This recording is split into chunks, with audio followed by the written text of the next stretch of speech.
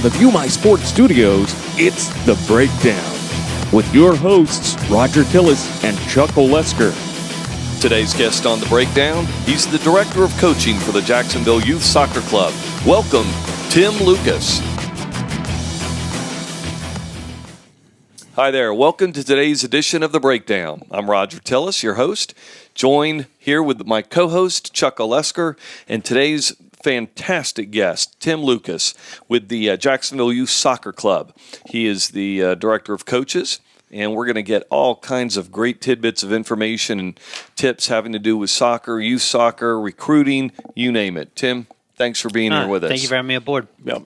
This is going to be a good thing, real good thing, because I tell you, our knowledge of soccer is probably right up there with field hockey, quite honestly.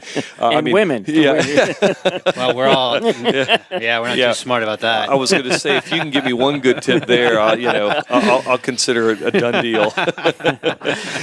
No, we, of course, we focus on the recruiting aspects. We try to help our audience out there, obviously, with tips, not just about the recruiting process itself, but those little ins and outs, those little things that can make a difference. And anything that we can share with the experts, like Tim here, obviously that's our goal. And you're in store for a fantastic show today because we've got a guy, I'm telling you, I'd be edited out if I tried to list all of his accolades. I mean, there's so many. This guy's been, at the collegiate level, high school level. I think you've had some involvement in the professional level as well. Yes. You can't ask for somebody who's, we're talking about the authority here. So we're really glad to have you here. Tell you what, we're just going to jump right into it. Now, you have been down here a very short time, and I keep saying down here. We're down in Florida. You're a Northeast guy. Mm-hmm. What, how did you end up down here? Goes back, like I said, it started about 4 years ago. The former executive director of the club, like I said, I used to teach his daughter in high school back in 2008. I'm hoping. Sorry, Kate, don't want to make you any older. We won't hold you to it. But like I said, he came back in the States. He was working with FC Bayern Munich over in Germany, and he was working with Ernst & Young, had some health issues, came back over here, and then we just started chatting. And in April, he asked, what are you doing? We're looking for a DOC, possibly interested. And again, like I said, we sat back. I said I was intrigued. Tell me the things. He goes, good kids, good area. Pretty much it's not quite as developed as the North. And then, like I said, my wife growing up around water, I said, well, where's there a beach? And pretty much he goes 20 minutes away. Yeah. And my wife said, okay, that's good. So came down, had an interview. Then after that, took the job and been involved in the tryout process since May. And then, like I said, we formally moved down after all my commitments were done, June 28th. Outstanding. Oh, very nice. Outstanding. Now, and I kind of touched base a little bit on, the fact that you've got this extensive background. Well, tell us a little bit about, what you've done in the past from a coaching perspective. Tell you what, started high school. I assume you played high school soccer. Played high school soccer in Northern Virginia. Played for one of the best coaches in Northern Virginia, Chip Rohr, who is now, I believe he's in the Hall of Fame, Virginia High School Soccer. Well, nice. Virginia High School Hall of Fame, over 400 wins. I was fortunate enough to play for him for 3 seasons, won 2 titles with him. Nice. After that, like I said, graduated back in 90s, so again, we're all pretty old. So some more than others. Yeah. But there we go again. It's always got to be the age thing. I said played collegiately up at LaSalle University, finished up at Marymount University, where I ended up coaching there for 2 years, and from there moved on to coaching youth club in Northern Virginia, coached high school, worked for the State Association teaching coaches for U.S. Soccer, working with the best players in that state, and then in 2010, made a deal with my wife that she wanted to move home if she hated Northern Virginia. So we moved up to New Jersey, which opened my eyes up out there, and worked for Mike Barr, who's the director of coaching for Eastern Pennsylvania. Great guy, great mentor to me. Was the goalkeeper head coach there, worked collegiately for St. Joseph's University on the men's and women's side, working with the goalkeepers. And then worked recently with Westchester United, which is this big soccer club, and Penn Fusion, which is the elite side of Westchester. Nice. So I was working with the boys and girls side. And ironically, we just finished. I was in Richmond last week for the ECNL National Championships with our 15s. Our 15 boys are in Kansas this week for the USYS National Championships. Wow. Very nice. So it's a great club. And then, like I said, now I'm ready to focus on Jacksonville and get them to where they need to be. Boy, that's outstanding. I mean, to have that level of experience, and really, I mean, the kids and the parents, everybody, I think, in their own little area thinks that their association is, top notch. I think the parents all feel that, and sometimes you kind of get wrapped up in the old what's the phrase? Big fish, little pond. Right. They really don't understand in a grand scale how you size up until you really start looking around at some of these teams and organizations, the coaching talent and whatnot. And that's with any sport, not just soccer, but any sport.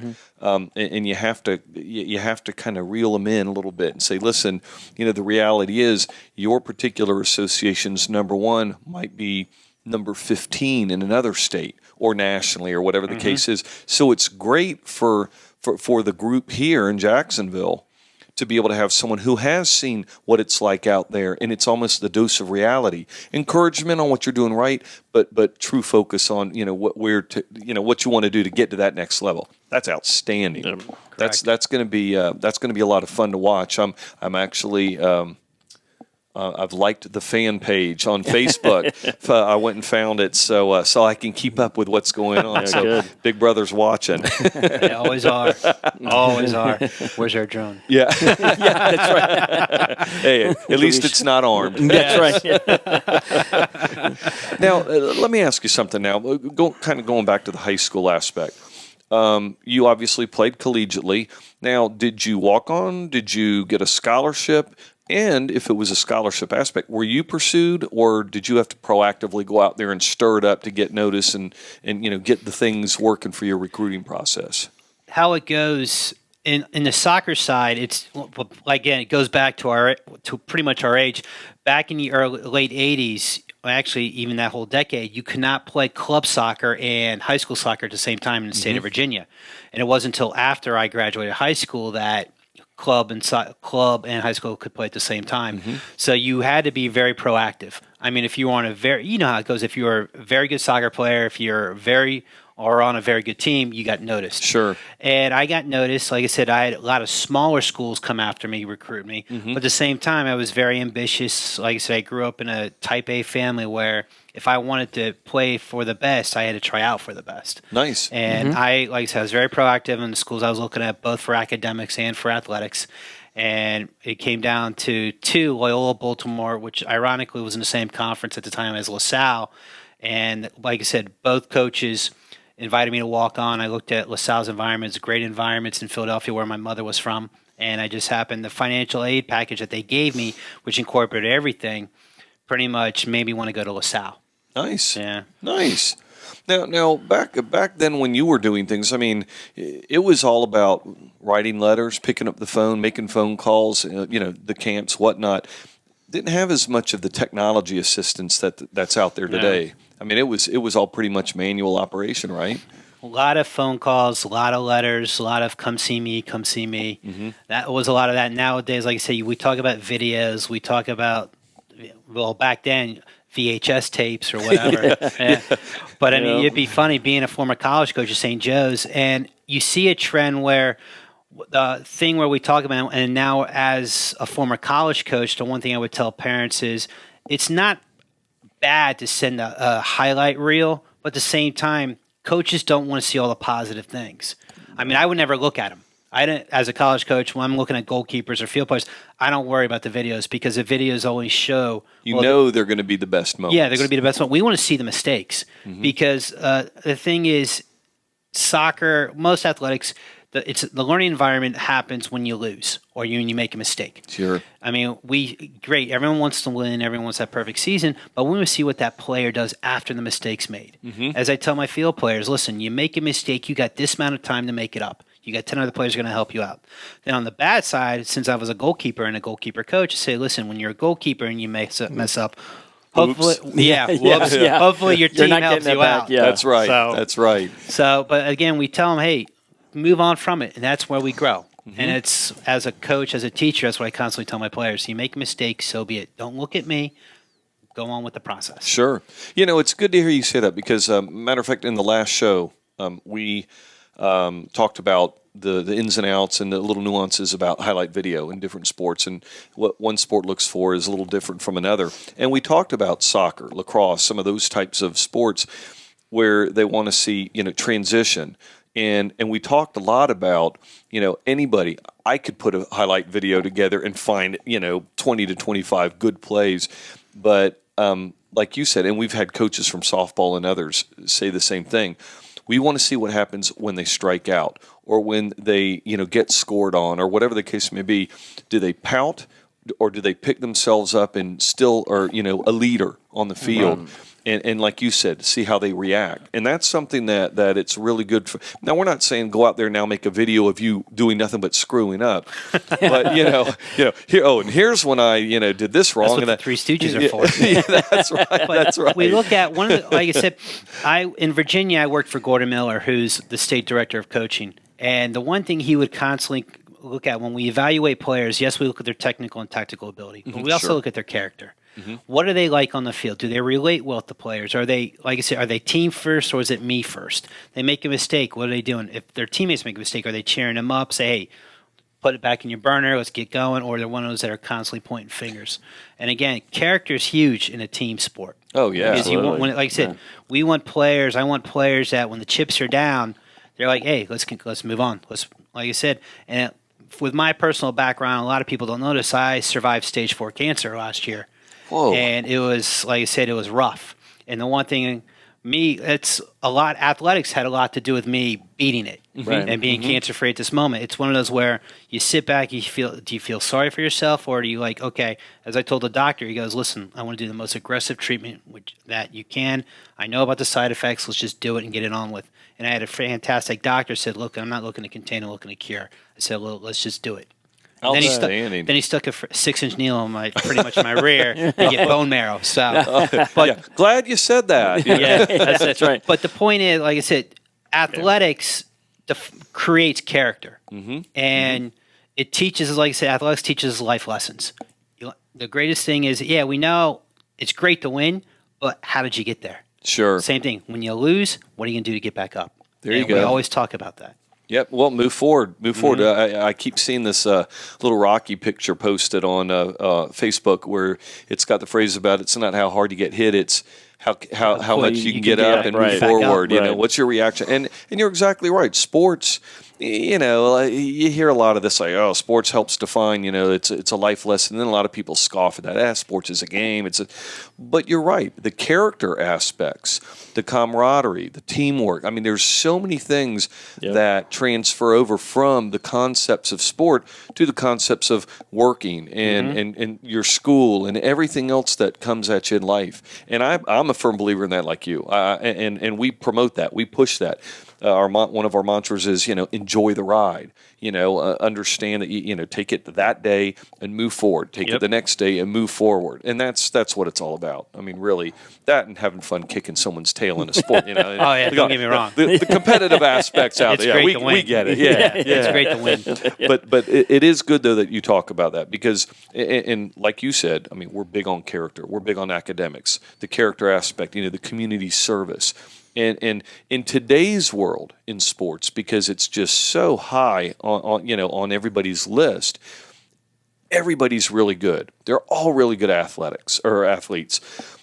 Now they're all starting to get it as far as academics, so their grades are better. So now you've got a bunch of good athletes with a bunch of good grades.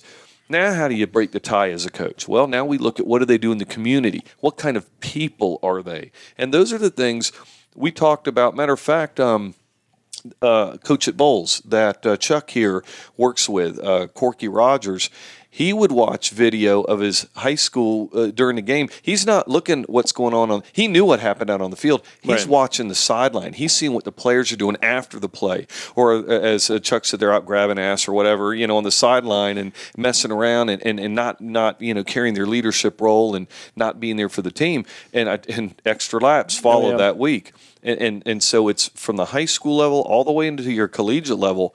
It's important. I mean, it's hugely important. So good to hear you say that. Not just soccer, parents out there, all sports. Trust me. Now, when did you first start playing soccer? Wow.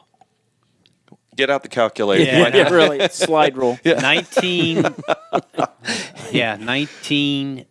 That was 1979, 1980.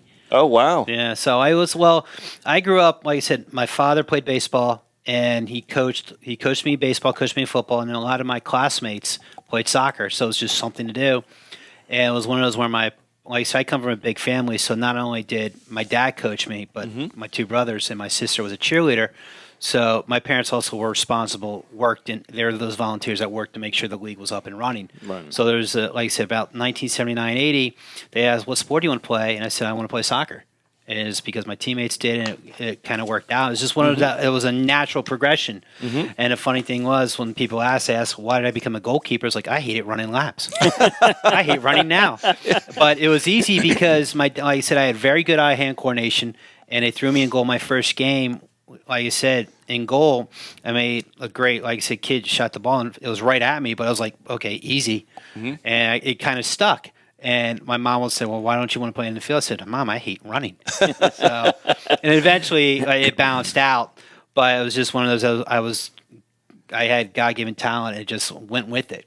Nice. And I still play different sports because I'm a big advocate of that. And then, like I said, I finally really committed in high school. And that was 1986. So you played goalkeeper at the collegiate level. Yes. That's very cool. Yeah. I tell you, I when I watch soccer, to me, and again, I'm a fan of all sports, but I love from again, I'll show my ignorance, from about the 20-yard line into the goal when the action is all in front of the net. Man, I tell you, that is awesome. That is some of the best action.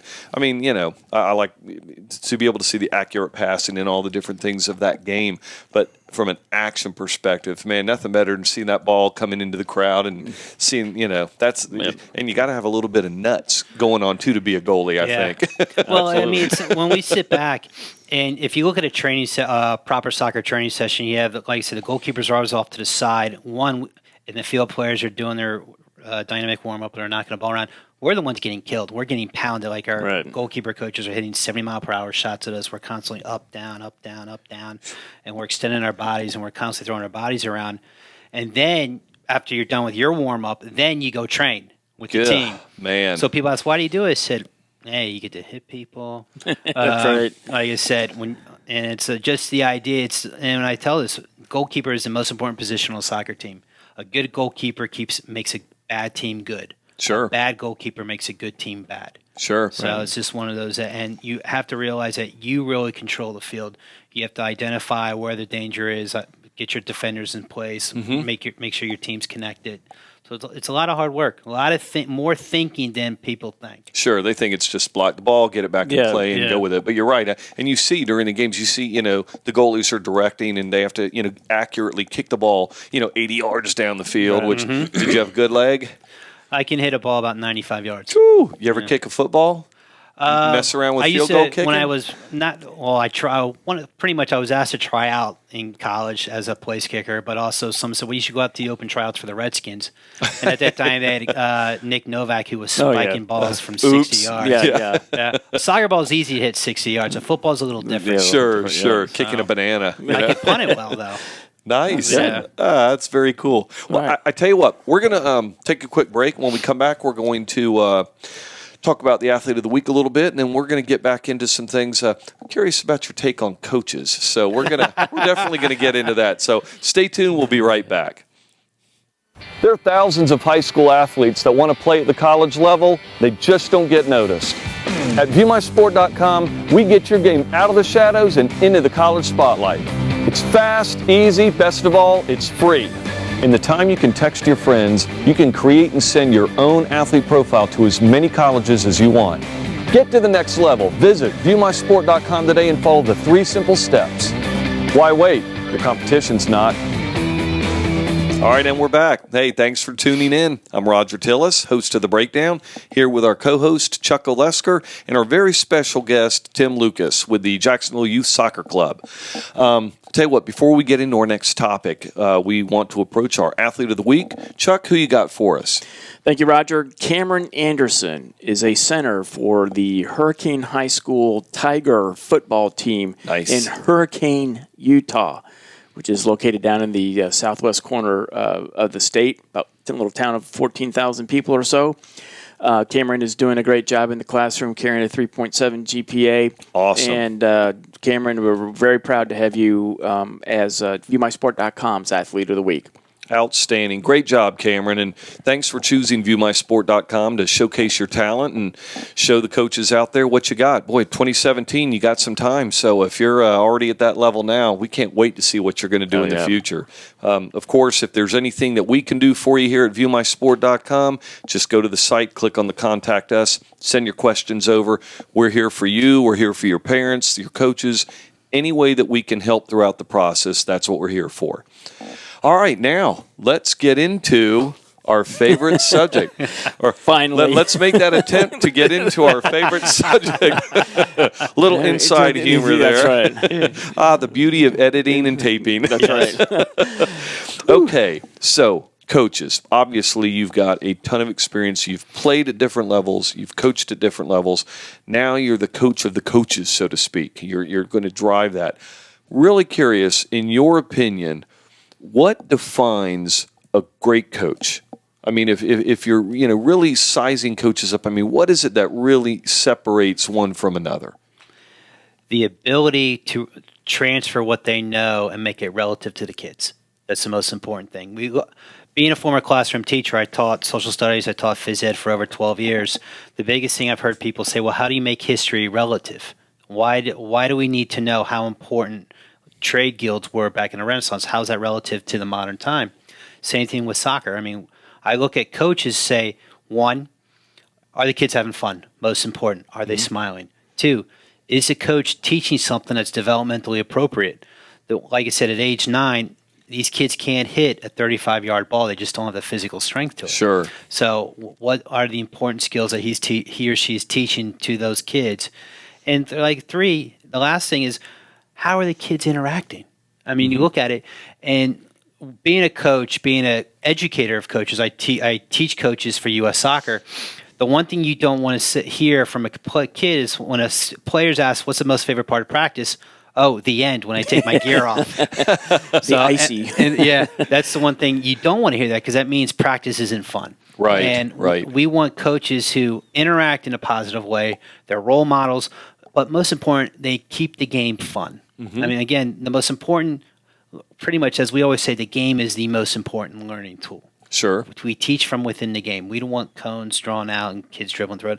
We want them to have fun. How do you teach it? How do you teach dribbling in a fun way? And coaches who can do that are ones who are going to be successful for a long time. Outstanding. Outstanding. Now, let me ask you something. And I think coaches, well, I don't think coaches get a bad rap. I know they get a bad rap, and especially at the high school level. You know, the parents, and we hear this all the time, the parents, my kid's coach, they're not doing anything for him for recruiting. They're not going out of their way to make any calls. They're not doing, they're not. It's just a constant, grind on the coaches. Now, to defend the coaches, and correct me if I'm wrong, but really most of the coaches, I mean, they're there for either their teaching or they're coaching, but they're not necessarily supposed to be the recruiters. They're not supposed to. They're there to validate what the college coaches need. They're there to coach and teach. And God, a lot of these coaches, and to me, they're saints, the ones that teach too, because doing just one or the other is a chore. To do them both, it's a full-time. It's oh my two gosh. Full-time jobs. Exactly. Absolutely. You look at it, and again.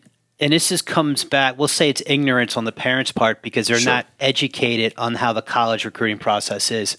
They don't realize that pretty much their child is the starter. They're the ones that have to contact the college coaches. And then the college coaches, because again, due to the NCAA rules, the coaches cannot talk to the player or their family unless it's direct contact, such as a phone call. Right. They can't respond to emails until their senior year. They cannot, like I said, if it happens that they're in the office when the phone rings and the player's on possible recruits on the other line, they can talk to them. They can't call back. That's NCAA rules. Sure. So the coach does a lot of the legwork. I mean, for instance, I had one of the goalkeepers at our Penn Fusion Club just recently verbally committed to the University of Dayton. Sweet. Which is nice. it's going to be part of the new Catholic Big East Conference in next year, but it's a top 25 women's soccer powerhouse. Great Wow. school, great facilities. And this goalkeeper, like I said, the coach contacted me pretty much every day through phone call or texting just to see what the player was trying to decide. The ironic thing is the goalkeeper is only a sophomore. So it's in some cases the NCAA is doing it so the kid doesn't get overburdened by all that pressure. Sure. Because again, these kids at age 14, 15, 16 are forced to make a decision that could have a direct impact on their life. Right. And what if they make the wrong decision, this and that? What happens if I get hurt? So these are things that the player has to look in perspective. But at the same time, the way the environment has changed, the recruiting environment, where the top 20 schools are looking at, we see this in the football world where, like I said, you had USC going after an eighth grader. Oh, yeah. All the time. It's ridiculous. All the time. But we see it now. If one school's doing it, everybody's doing it. Sure. And they want those verbal commitments because the money's tied up. Right. And people don't realize, like I said, I was telling a group of U18 female players in May, well, I want to go to North Carolina or I want to go to Santa Clara. I want to do this. Well, one, if you're a national, like I said, national quality player, which means you're one of the best in the country, you're already tied. Right. Much. You've already made your decision.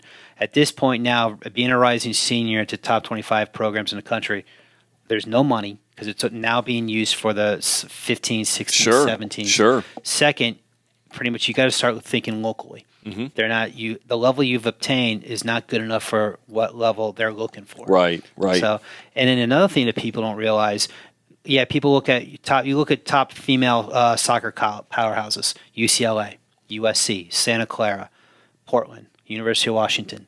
They're going to recruit in-state kids. Right. In order to bring an East Coast kid to the West Coast, it takes full scholarship. Sure, a lot of money. Yeah, a lot of money. And college coaches are like, well, I can give 5 in-state kids the same amount of money I give 1 out-of-state kid. Sure. It's not worth the risk. Right, Right. So- right. Yeah, it would have to be a pretty special player to be going after him. Correct. From that Exactly.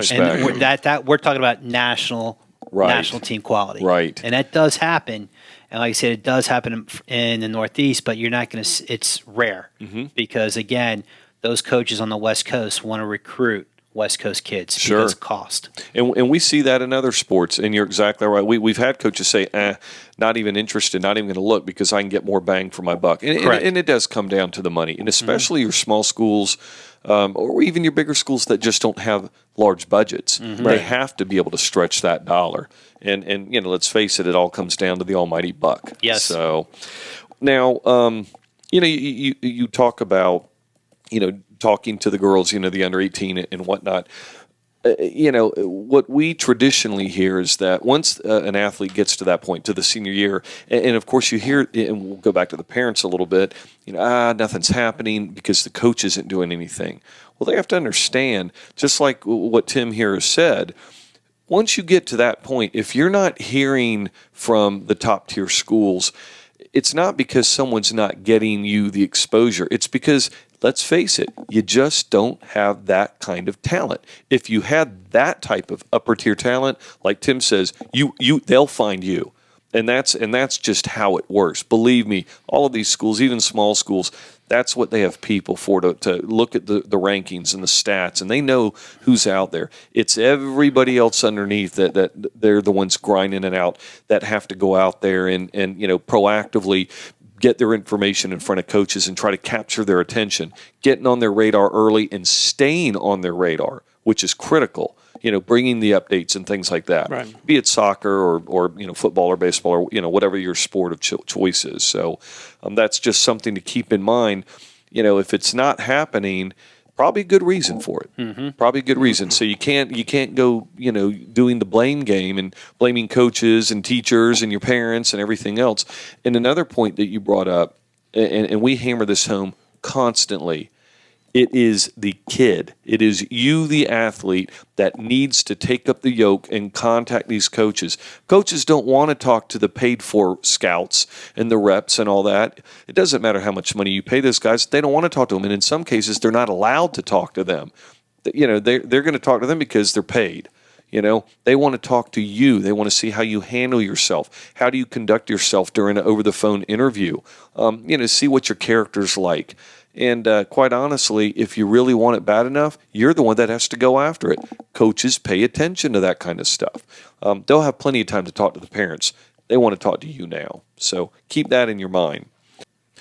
Okay, so Tim, when you get into the recruiting aspect, and you're responsible for obviously a pretty well-run, large organization like what you're involved in. What are you doing from a recruiting perspective? You said that you bring people in and coaches and whatnot to try to educate. Is that pretty much where you educate them, lead them, and then let them go out and kind of run with it themselves?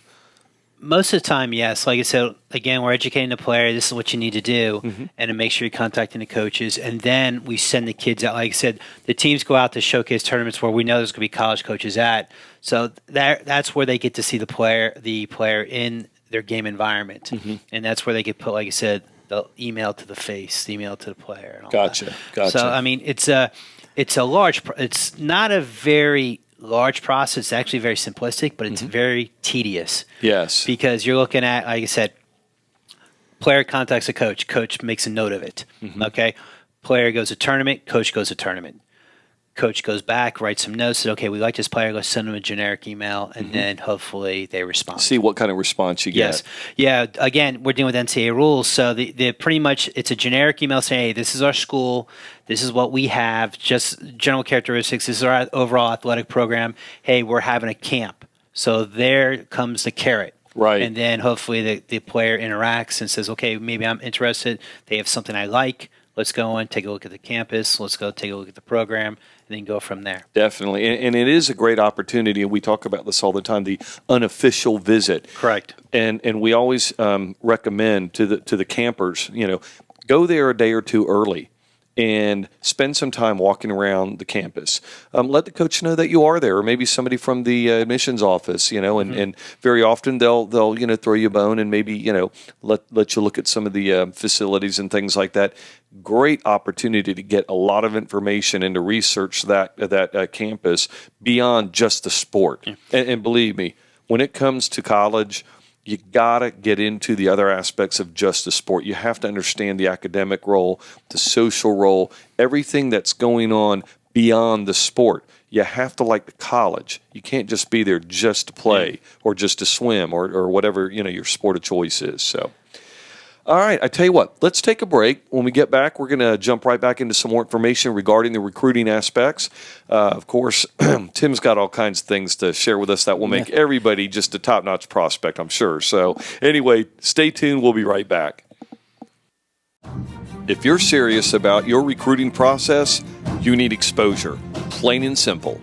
Download the ViewRecruit mobile recruiting app today and be part of the #1 high school athletics and college coaching network. Get it today on iTunes for your iPhone or iPad. The ViewRecruit mobile recruiting app. Recruiting at your fingertips.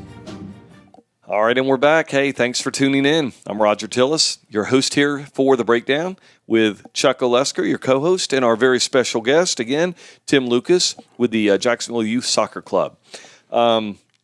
We've pretty much covered some of the ins and outs as far as recruiting goes, some of those basics that seem to apply to all sports. Now, regarding soccer, I got to ask you, I think one of the myths out there is that the kids in, let's say in the European areas that are just, bred to play soccer. So it seems kind of like they probably think we're bred to all play baseball and football. But the fact is there's some really great talent that comes over from Europe. Obviously, there's slots, scholarships, et cetera. They want to attend our colleges.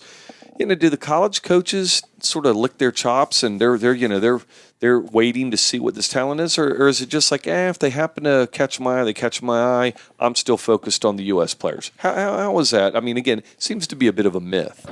It's when you look at it on the women's side, it's since there's so many good female players in this country, that's really a non-issue. Okay. I mean, we do have, like I said, Florida State has recruited some European players before, and you have to talk to Krikorian about what was the financial issue and all that. But you see, where I'm from, there's not a lot of foreign. You might have maybe one foreign player out of every 4 or 5 schools you play against. Oh, wow. Yeah. Okay. Especially at the Division I level, because the rules are so strict. And second, you got to keep in mind, if you're recruiting a foreign player, expect to give full money, a full scholarship, because of the cost to come over here. and then their education. Sometimes the families overseas don't have that type of money. Right. Now, on the men's side, it is a little different because, like I said, we deal with the different types of levels. We have Division One, NCAA, and then you have the NAIA. So the recruiting rules and dealing with foreigners are a little different. Again, same thing. Like I've always talked about when we were at St. Joe's, the big thing was, why do we want to recruit a foreign goalkeeper where we have some great players in this country and they're cheap? Sure. And you don't, like I said, a couple of players might just need money for books.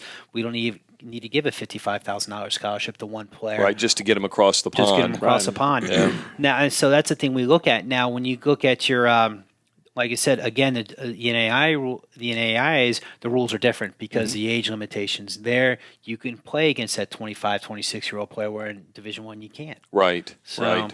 it boils down to, we look at it, boils down to money. How big is the program's athletic budget? I mean, how are we looking at it? Is it, again, coach, do they prefer foreign players or do they prefer American players? And of course, goes back to the big thing, academics. Sure. Again, people got to realize if you recruit a foreign player, they have to adjust to the U.S. academic Huge season. curve, right? Yes. Huge curve. And we look at it too. I mean, the English language is the toughest language in the world because one word means 20 different things. And again, soda means something else in the South, means something else in Pittsburgh. So those are prime examples. Yeah. And again, that's a cultural issue. Sure. So there's a lot that come into play. And if you really look into it, college coach will more or less recruit a local player, then go overseas.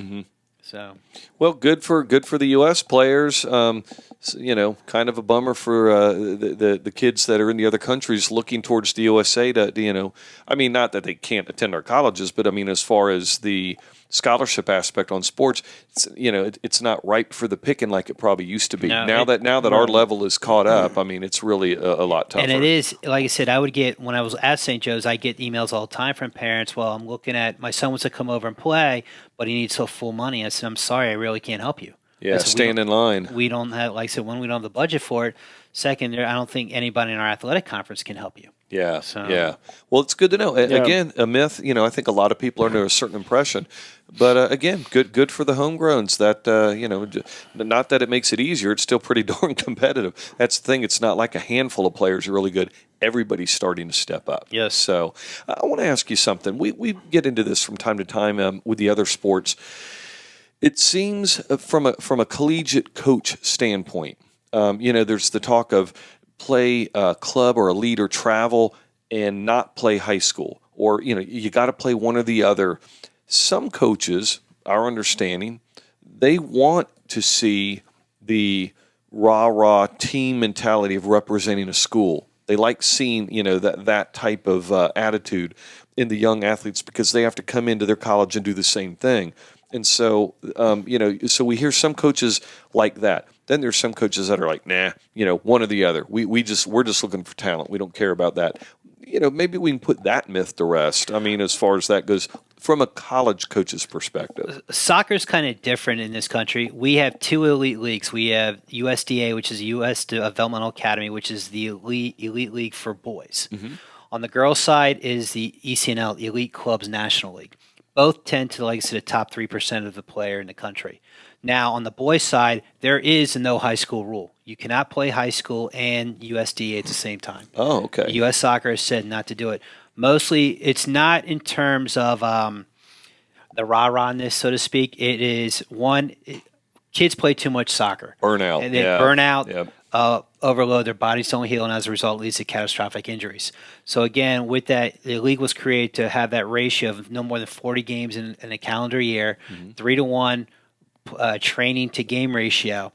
And second, we look at it, and we mentioned this earlier about the high schools. There's some very good high school soccer in this country, being a former high school coach. Sure. And there's very poor. Right. And what that does is, in some cases, protect the player. Now, that, like I said, and Mike Barr, who's the state director of coaching for Pennsylvania, him being a former high school coach, one of the winningest coaches in the state, we both agree. He said everyone should have an experience to play in front of 1,000 fans. When you play club, you'll play in front of your parents, your friends, your girlfriend. Oh, sure. When you play high school, you're playing in front of 600-800 people at a very good high school. So that you can't replicate that. Right. But I see where U.S. soccer is coming from. And at the same time, eventually what I foresee is the big rumors on the ECNL side, they're going to institute the same rules for the girls, which is going to affect – it won't affect the high schools that play in the fall. Because Right. ECNL starts usually around November. It will affect the southern states because a lot of, like I said, this state plays in the winter. Yeah. Virginia plays in the spring. So that could be an issue. Now, if I'm that player who's from 4 to 10%, that's great for me because Sure. guess what? Now I get to play more. Now that means people are going to be cheering my name. The newspaper is going to have my face in There the you picture. go. There you go. So those are things that we have to look at. There are pros and cons to everything. Mm-hmm. I mean, like when you go to an ECNL match, for instance, we were at the national championships back 2 weeks ago in Richmond. And for my U15 team, our sidelines had everybody from U.S. Soccer women's staff to Pittsburgh, Arizona State, University of Florida. They were all sidelined there. And like I said, for these players, it was great because they get that early look-see from Sure. the college coach. Absolutely. Now, for those players who do play for JYSC, play for JFC, for Creeks, now, like I said, when you go to those showcases, like I said, you can still do that, play club ball and play high school soccer at the same time. Now, the problem there is what happens when you have a major tournament and it conflicts with a high school game. See it all the time. Yep. See it all the time. And again, this is where we tell the player, communicate with your coach. And there's coaches that, hey, I recognize that you make my program great, so go ahead. This is going to help you in the long run. Then, of course, you have those high school coaches that it's all about them. Sure. And Their agenda. Like I said, you go, you don't play for me anymore. And so, again, sometimes it's the player, but the majority of the time it's that high school coach who's unwilling to work that player that makes their program good. Right. So- Boy, that's tough. Now, let me ask you, high school soccer, with what's going on and with the allure of, the elite and the travel and whatnot, do you see a diminishment of high school soccer, or do you think it's always going to be, because we hear about cutting of programs and budgets and all, soccer starts going down a little bit, all of a sudden they're on the chopping block. I mean, do you see that being a factor? Do you think it'll still be there, just maybe not as high of a caliber as it's been in the past? On the women's side, I don't think it's going to be eliminated due to Title IX, which is a great thing. Yes. Will the talent level diminish? Yes, of course. You're going to have that. On the boys' side, that's where, if you're looking, like I said, in this state where football and baseball rule, there possibly could be some issues, could be financial issues. So that's where that goes beyond the player. It goes to the coach. It goes to the fans. It goes to the booster clubs. Say, hey, we want to keep high school soccer. Right. Because, again, we might not have a very good football team. We got to be known for something else. There you go. So there you go. It's a catch-22 for everybody. But again, it boils down to the player. And I guess we talk about AP programs, we talk about IB programs in the academic side. On the athletic side, there will always be elite players. And therefore, there will be elite leagues. But guess what? There's going to be that player who hasn't bloomed yet. Right. And high school soccer is just going to be another avenue for him or her to get famous. More field time, Right. sure. Absolutely. Confidence. Correct. And as well as, like I said, they do something great or infamous. Like I said, they'll get press. And it's only going to help the college coach look at that player even more. Sure. And sometimes it only takes that one little instance. I think we can all probably think back at, in a certain sport when the bulb came on, so to speak, that play or when you said, I got it. And boy, it's amazing what confidence can do for these kids. Yep. As far as, and again, because you've got that college experience, college coaching experience, we understand academics.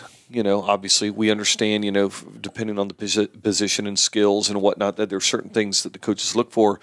What is, from a soccer, now obviously from a goalie coach, you're looking for certain things as far as a goalkeeper goes, but soccer in general, is there such thing as being a utility soccer player? Or if you play, a midfielder, then by gosh, that's pretty much what you're going to be looking at in college? Or do the college coaches go, man, I don't care what, the kid plays midfield, but I want him to play wing. I don't, throw out one of those outside positions for me.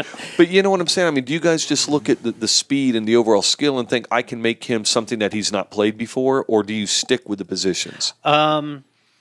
We, like I said, coaches, pretty much look at it every year. We look at our recruiting class. Okay, we're going to need goalkeepers. Obviously, we know who we're looking for there.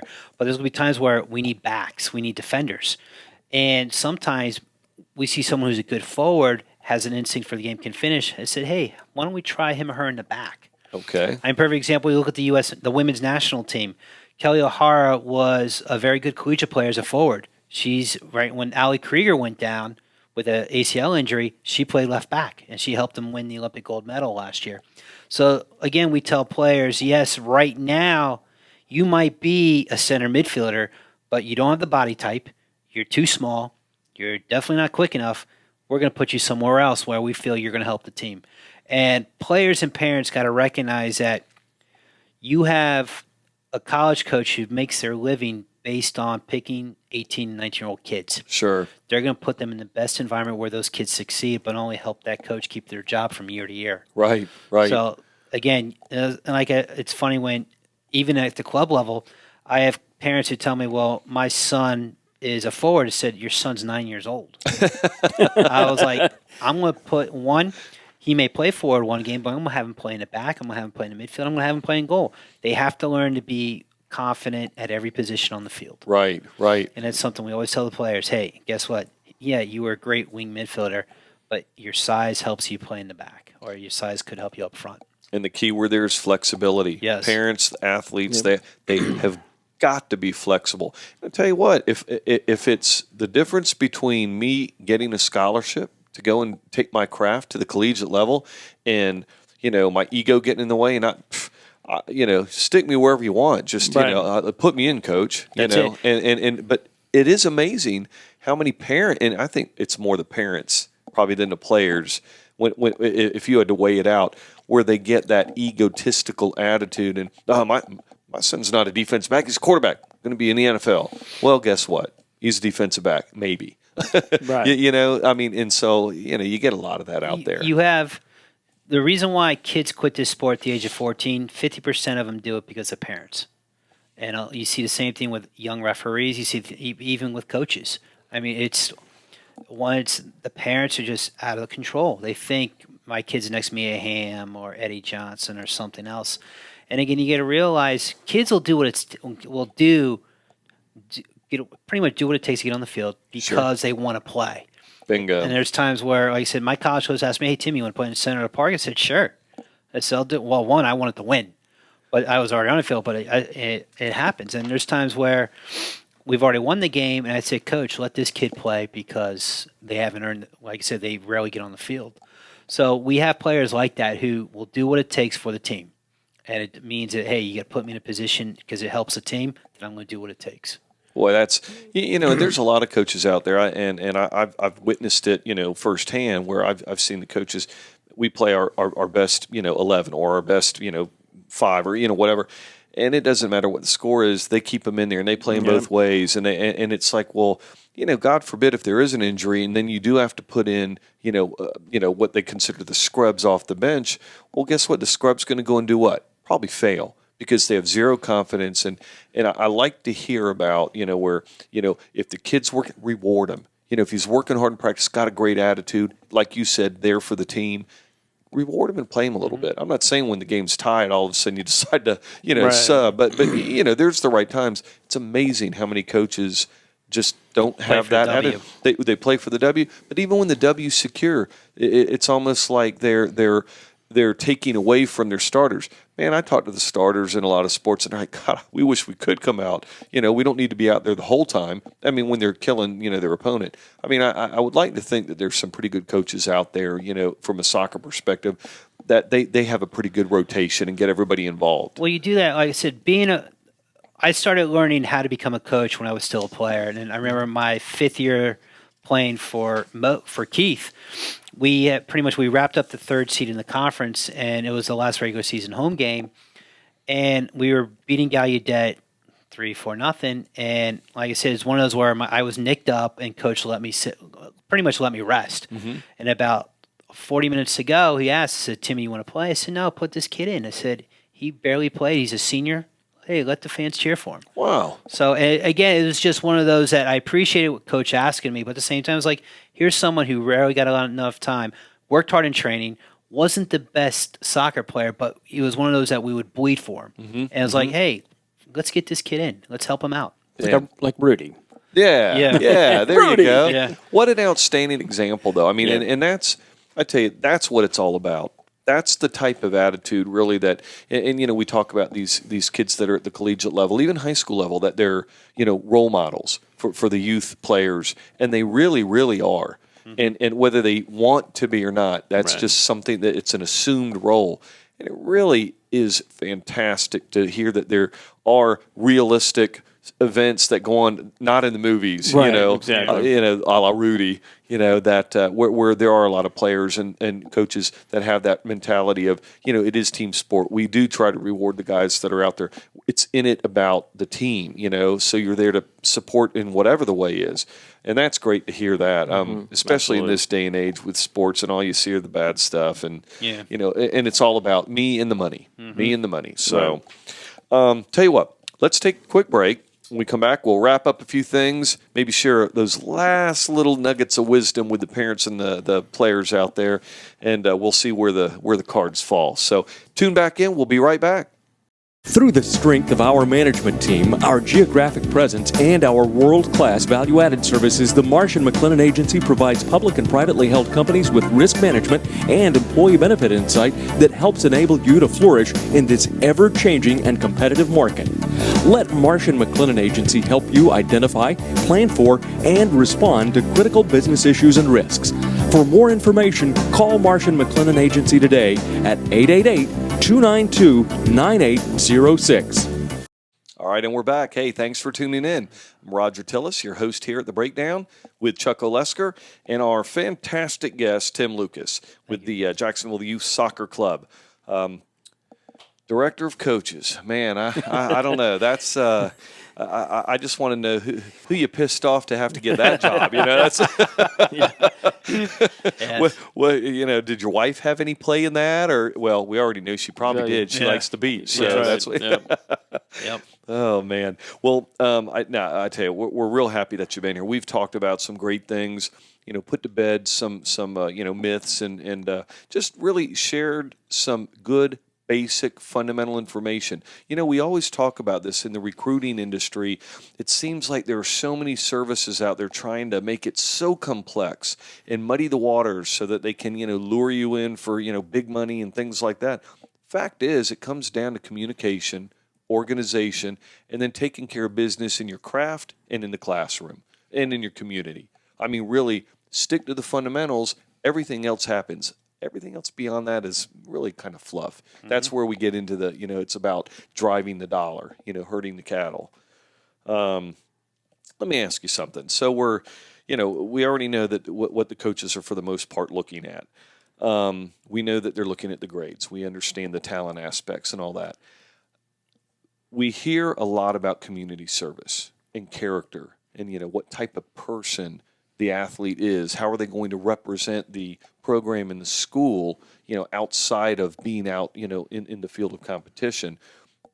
From a college coach's standpoint, I mean, what emphasis did you put on that? How much did you look at that, and what were you looking at?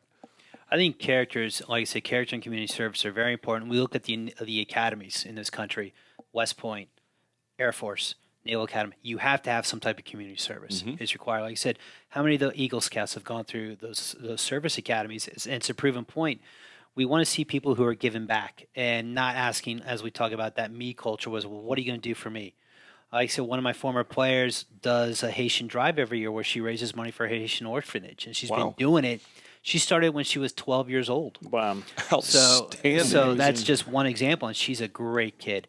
And we see it all the time where these, like I said, the time and effort that these players put in to their outside activities, because we want to see what else do you do besides just play or go to school. And we see, hey, well, I work at the community home, or I tutor. Even that, people don't realize tutoring, because again, it's going to come back, and we see those players as leaders. To say, hey, if they're able to handle responsibly, they can work with young children or people their own age and help them get better. So these are people we want. Sure. And I think it's huge because, again, we talk about how do you make yourself different. And yes, you're a good athlete. You're a great student. But what else are you doing? Where's the complete picture? Excellent. It's good to hear that. And, from a leadership perspective, you're exactly right. And, be a little selfish. Guess what? Being active in the community, you make great connections. You get a good feel for how some of the real world works. And post-college, post-graduation, some of those connections and that exposure to these organizations that you put your time in with can be very fruitful for a career after the fact. So, I mean, from your own, what's in it for you, guess what? That's what's in it for you. And it's a big help. So, there is a big benefit out there. But like Tim said, what are you doing for everyone else? How are you leading? How are you showing? Not just talking about it, not just going out and satisfying the high school's requirement of how many hours do I have to go and pick up trash on the side of the road, or whatever the event is that you have to do at your school. Look for something that's interesting, gosh, you can go on the internet and talk to local organizations where you're at, and you can find all kinds of really interesting things to do that you may have not even thought about. So, roll up your sleeves, get out there, get exposure, and gosh, what a great feeling it is to be able to help people that are in need of different variety. So Absolutely. That's definitely something that you want to do. Now, we've got just a few minutes left. Put you on the hot seat a little bit. Let's talk about, and again, we've already touched base on a lot of this, and we've talked about the kids, what's good for them to focus on. What about the parents? If you got the whole crowd, you've got the world of parents watching you right now. What is it that you would share with them that's good for their kids as they go through soccer, youth soccer, high school, and the recruiting process as they approach college? Be realistic. Again, we look at it, not every school is fully funded. On the men's side, there's 9.9 athletic scholarships. On the women's, there's 14. As I tell them, I said the odds of your child getting a full scholarship is about as good as me going to 7-Eleven or Wawa and winning the lottery. A what? Wawa. That's what we call them up north. 7-Eleven or the convenience stores around the kangaroos. Gotcha. Yeah. So that's what we call them up north. But again, your job is to be that role model, be their parent. Don't fill them with delusions of grandeur. Again, you use soccer as an avenue to get into college, to get an education, to be a responsible citizen in this country, to make money from a non-athletic perspective. We all remember that NCAA commercial they do tournament time. There's 300,000 college athletes going to be professional outside. Yeah, there's only 1% that are pro in their sport. The rest have normal jobs. Great commercial. That's the realism of it. I mean, again, my greatest piece of advice my father told me when I became a college athlete: get an education, because don't be like me where your body gives out. Again, it will give out. Your mind won't. Sure. So, look at Chuck. I mean, that's what happens, Intellectual here. Thank God. He was quoting John Locke earlier. That's right. Nice. But, I mean, that's one thing we got to tell parents is said, again, it's only a game. Just have fun, sit back, relax, and encourage your kid to take risks, encourage your kid to fail, because that's how they learn. Sure. If they're always winning, they're not learning. Right. So, again, sit back, enjoy what they can do. Be grateful that they have talent, because you never know. Yes, it might save you some money in the short run, but in the bigger picture, you're responsible for creating a good citizen, and that's what we want. That's exactly right. Well said. And parents are parents. Let the coaches coach, the counselors counsel. Your guidance counselors, which, by the way, outstanding ally to have. Your high school guidance counselor when it comes to researching schools and whatnot. But, I think parents get mixed up on what their role is to be. They're maybe overprotective, so they feel like they have to have their hand in every aspect of it. But that is not always fruitful. I mean, intentions are great, but your in a lot of cases hurting the kids. So Correct. And if parents will make the same overture to you. If you have situations that you don't feel comfortable with, whether it be how your child is in high school, or maybe certain dilemmas that they're facing regarding their academics or the community or the sports or whatever the case may be, if you need some help, feel free to send your questions in and explain your situation. We have a fantastic board of advisors. We have 40 some odd people who are from everywhere from professional to Olympics to we have a teen psychologist on staff. So anything that we can do to help you as parents, help guide. What do they say? Help them help you, or help, whatever. That's what we're here for. We're here to help you help your child. Because when it comes down to it, that's the bottom line. So tell you what, I'm excited. This was a great show. Absolutely. I think that we covered pretty much all the hot points and a few tips that actually apply to all sports, not just soccer. For the audience out there, if you do have questions, if we did brush something and you want more, feel free to send over your questions. We'll direct them either at Tim, or we'll handle them, or we'll get somebody to get an answer for you. And again, we're here to help. So with that said, for myself, Roger Tillis, Chuck, our guest Tim Lucas, please tune back in next week. We're going to have a fantastic guest. Thank you so much for tuning in. And sponsors, thank you very much. Without our sponsors, we couldn't do anything. So we'll see you next week. Please tune in.